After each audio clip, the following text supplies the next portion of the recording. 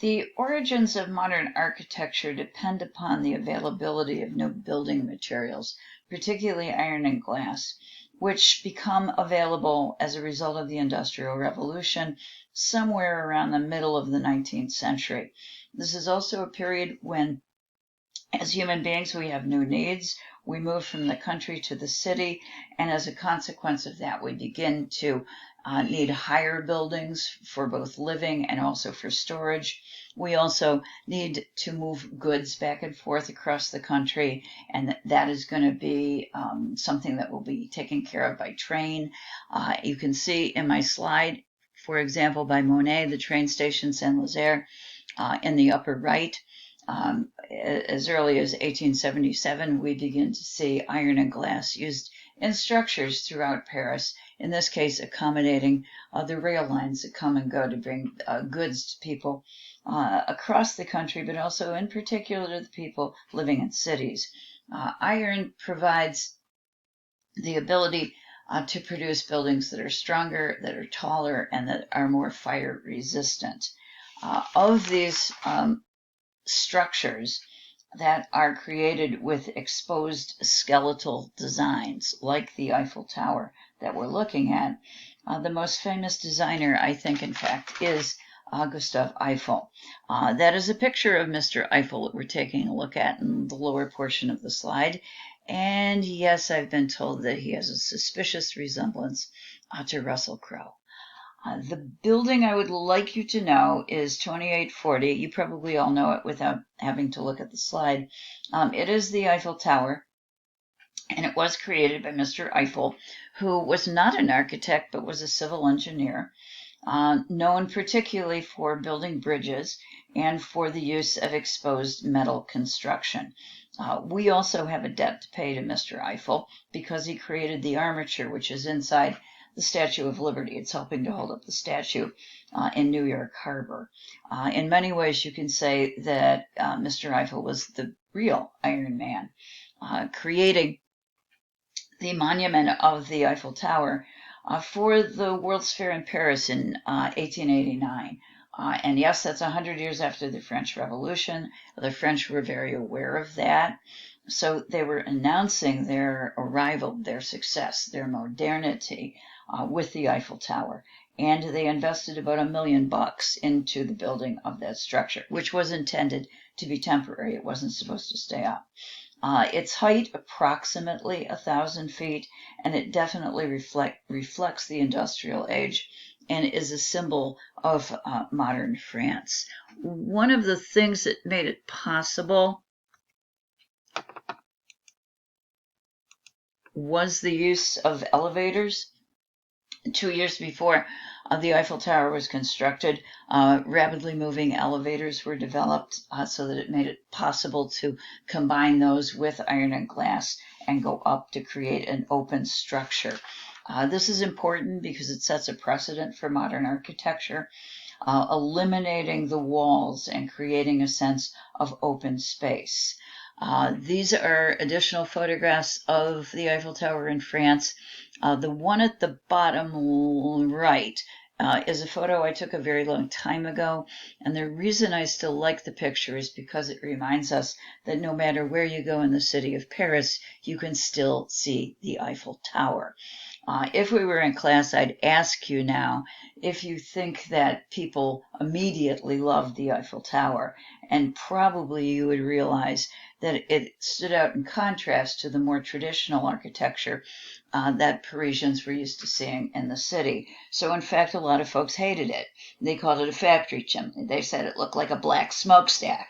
And there was one very famous French writer whose name was Guy de Maupassant, who actually went there every day to eat lunch. The Eiffel Tower had a restaurant then, as it does now, because he said it was the only place in Paris where you could possibly go where you wouldn't have to see it.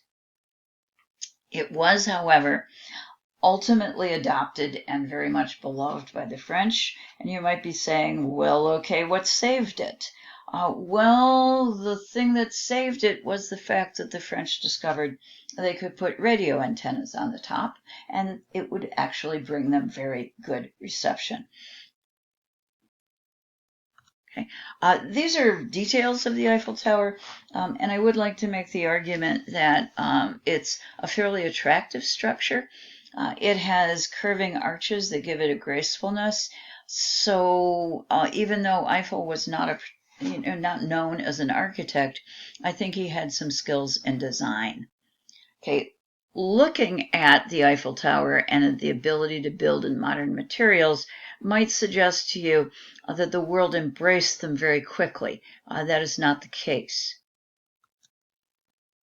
Okay, we're looking at an example of revivalism. The title of the building is The Breakers, and it was created by Richard Morris Hunt, who is illustrated in a photograph and a painting by John Singer Sargent in the lower right hand of the slide that we're looking at. Folks in general, both in Europe and in America, but particularly in America, did not, in fact, embrace modern materials. They were very, very slow to do so. What they did instead, particularly Americans, was to turn to past accepted architectural styles from Europe. And the name for that is revivalism. It implies reviving elements of architectural styles that are acceptable and, in this case, associated with high civilization. The architect, Mr. Hunt, an American, actually studied in Paris, so he was well acquainted with European styles in architecture. He was also acquainted with the elements of ancient architecture that influenced both Europe and America. He became the darling architect for the very, very rich, the folks who wished to flaunt their wealth in their buildings, but at the same time to also illustrate their culture. And that's going to be true for the Vanderbilts, folks who made their money in the railroad business. They will be the ones to have the breakers constructed. They are nouveau riche, recently coming to money, and this was a way to display not just their wealth, which it certainly did, but also to display their cultural sophistication. So these buildings are about social ambition, showing that you've made it, you've arrived, but you also come equipped with understanding, good taste, and with culture. Even the entrance gate, upper left, is pretty impressive. It is 30 feet high, and it is intended to welcome you to the breakers. This is another set of pictures of the breakers. The two on the top are images of the back of the breakers. Well, the bottom one is an image of the front. That's what you would see when you approach it. In all cases, the building itself is dependent on and heavily influenced by European architecture, particularly Italian Renaissance palazzo structures, buildings of the very rich that had classical elements incorporated into them. They tended to be very geometric in nature, with a stress on the mass of the walls, often incorporating columns and arches, pilasters, elements of style that you can find in Renaissance architecture, but also in ancient architecture, combined in maybe in an ostentatious display. If you take a look at the detail lower right, that is an English mansion that I showed you in passing. It's 18th century, and it's called Chiswick House, but I put it up as comparison because it's tripartite. It has three separate divisions. We approach the front. It is a central entrance. It also has a grand staircase. Actually, it has two grand staircases. And the breakers, in many ways, echoes this division of three parts with a central entrance and the grand staircases, and certainly with the solidity of the walls and the sense of mass that goes along with European architecture. Okay. The term, the breakers, the name for this building, was derived from the fact that it is located in Newport, Rhode Island, on the ocean, with the waves breaking against the shore. This, when you visit the breakers, and it is available for folks to visit today, it is being conserved, and one of the ways it can be kept open is to charge admission for visitors to come. This is what you're going to see when you come in. It's the Great Hall at the breakers, and it was intended to impress. It was very much intended to overwhelm you. It rises up 45 feet, which is what all the great houses did. The initial space where you enter was intended to impress the visitor. Okay. This is again another view of the Great Hall.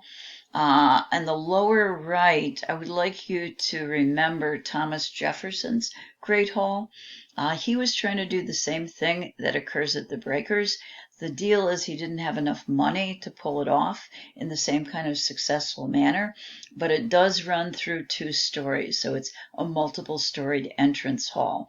It does only have a balcony up above, not quite as grand as we see in the left side for the breakers. The point I'd like to make, though, is the breakers, late 19th century, and Jefferson's Monticello, early 19th century, they're really doing the same thing. They're turning to Europe for source material because neither of the architects wishes to draw on a truly American voice. We in America still lack confidence in an American voice. Okay. Top right is the billiard room designed by Hunt. Every part of this building is quite grand, and that includes the place where you would shoot pool. Okay. This is a view of the library in the breakers, the top left and lower right. 2 views into the library. The point I would like to make about the library, maybe also let's throw in the music room, which is upper right. Both of those designated spaces are spaces that are associated with culture, not just with wealth, but also with culture. And that was important to the Vanderbilts. In addition to that, in our library, what Hunt was able to do was to procure for the Vanderbilts a stone chimney that he actually brought from France. It's 16th century, which would have given it an incredible pedigree for folks in the United States in the 19th century. The coffering on the ceilings of these rooms is gilded, and it is imported. Okay. These are my last slides of the interior. I have a great dining room. I also have a view of a piano for music, and I have a view into the bathroom, one of the bathrooms in the breakers. Let me turn to my notes and just read you some of the notes I took when I visited this place. The building itself has 70 rooms, including in those rooms 27 fireplaces, and that incorporates that one 16th century French fireplace.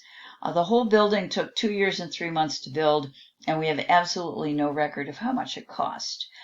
We do know that there were 20 inside servants and 20 outside servants that were kept and needed to keep the place going. We also know that it was created out of limestone, the exterior, but that the columns were actually imported from Italy, along with just about everything else the Vanderbilts could get their hands on, including Louis XIV style clocks from Paris, very much what Thomas Jefferson did. The chandeliers that we're looking at, in our dining room and in other rooms, these were made in France and assembled here in the United States. Anything that came from Europe seemed to have a higher pedigree than what could be found in America. The Vanderbilts even imported the trees. The bathroom also reveals this because the bathtub is made out of Carrara marble. For those of you familiar with Michelangelo, you will be aware that it was Carrara marble that he carved his materials with.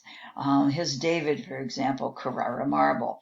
It's the Americans who deplete the Italian Carrara marble quarries in their efforts to seek, by cultural association, ways to show that they have arrived, not just in terms of wealth, but also in terms of pedigree and culture.